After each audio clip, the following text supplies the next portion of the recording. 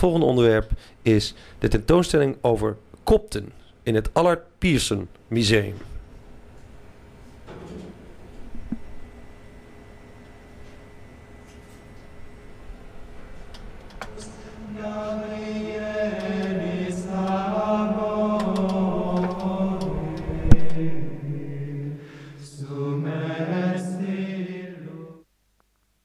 Hello, we're here today at the Allard Pierson Museum, where they've recently opened a magnificent Coptic Christian exhibit.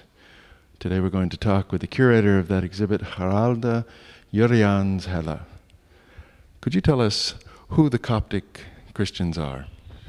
The Copts are eventually the last descendants of the ancient Egyptians. So first you had the Egyptians in Egypt, who built the pyramids. And then Alexander the Great came and he brought the Greeks. And then the Romans came and Egypt became a Roman province. And in that time Saint Marcus came and brought Christianity to Egypt. And between the 3rd and the 5th century AD, Egypt was a Christian country. And when the Arabs came in 640, they found a population, a Christian population, and the Arabs called those people, those indigenous Egyptians, Copts. It's short for Aegyptios, the Greek word for Copts. And so that's why we are nowadays calling Christian Egyptians Copts. It's the ancient Arab name, because all Egyptians were Christians in those days. Now, the exhibit that you have here features a number of different items. Could you give us some explanation of what you have in this exhibit? Yes, the reason for this exhibition was that we finally, after 10 years of work, finished the big restoration project of all our textiles. The Copts buried their dead in the desert sand, and because the desert sand is so dry, all those dresses they stayed beautiful in the ground. And of course they are very dirty and very old, so we restored them. And after 10 years that is finished and we show them all. But we want to show more. We want also show who were those Copts, who were the people who made those beautiful textiles. And that's why we have also 2 rooms in the exhibition with stone sculpture, bronzes, pottery, some icons, and also things, small bronzes and terracotta, in which you can see that the Copts are just the end of a very long tradition. You can see ancient Egyptian gods in Egyptian statues, but also as a motif on Coptic textiles. And mythological figures from the Greco-Roman period also used in Coptic textiles. It is a Christian period, but they didn't throw away the ancient gods. They just used them as motifs in their textiles. Now, part of this exhibit also features icons and the restoration of old icons. Could you talk a little bit about the origin of icons and what they're doing now to restore them? Yes, icons are just panels with the portraits of saints. And all the Egyptian Christian, the Copts, they are kissing it and hugging it. They can all give their love to the saints. And because they are kissing it and hugging it and burning candles, most of the icons in the cloisters are much damaged. And there is a Dutch project that restores the icons in the cloisters, but also teaches the monks and some young people, girls too, to be a restorer of icons. And we show some icons in the exhibition and also this project, because it's a beautiful project. Now, there are some Coptic Christians here in Holland. Could you tell me how many approximately and what they're doing here? There are circa 4,000 Copts in Holland, most Egyptians of course.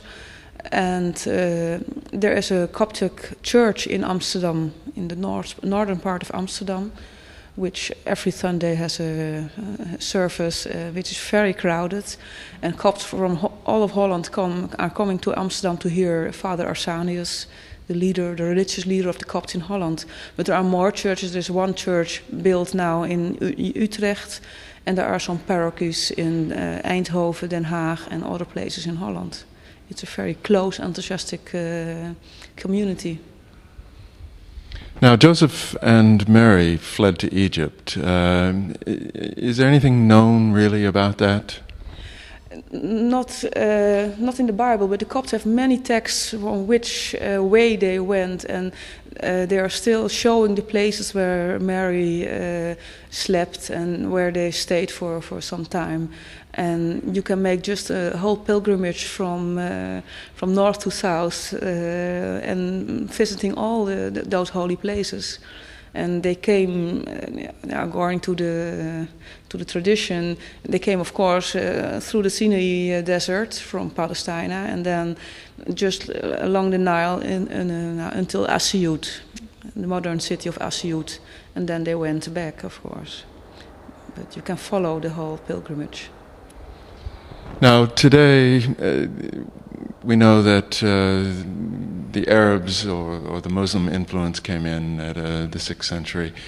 What happened to the Copts at that point, and what was the situation in Egypt? Now, on that point, there did not happen very much to the Copts, because the Arabs didn't persecute them because they had another religion. They believed in the same book because, of course, Muhammad is the last prophet, but they are also using texts from the Bible. So they had some position better than other religions. But of course there were, when time goes, there were sultans who were more fanatic.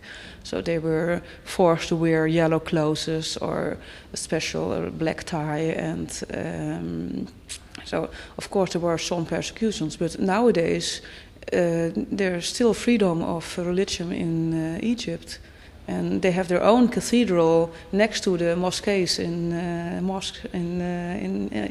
Cairo.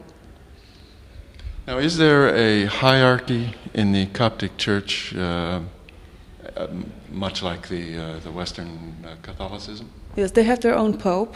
On the Concile of Chalcedon in 451, they left the Roman Byzantine Church and made their own church in Egypt, and then the Patriarch of Alexandria became their pope. So we have now in Cairo Pope Shenouda III, 117th follower of Saint Marcus in this place. And there are bishops in Egypt, but we have one bishop for the whole of Western Europe. He's living in France, Bishop Marcus. And then every modern country, has their own religious leader. In Holland, Father Arsanius. But there are many Copts also in America. There's even a Coptic cloister in the desert of California. So how long will this exhibit run, and when can the people see it, and where exactly is it? The Allard Pierson Museum is the university museum, the archaeological museum of the University of Amsterdam. And our address is Oude Turfmarkt 127, but it's easier to say the other part of the Amsterdam Rokin, in the center of Amsterdam, between Dam and Munt, at the backside of all those canal tours. And the exhibition will be until 28th of February 1999. And we are open from Tuesday until Friday from 10 to 5. And in the weekend from 1 to 5 p.m. This is David Heine from Miss Deer, and I would recommend that all of you come out and see this exhibit. It's very fascinating.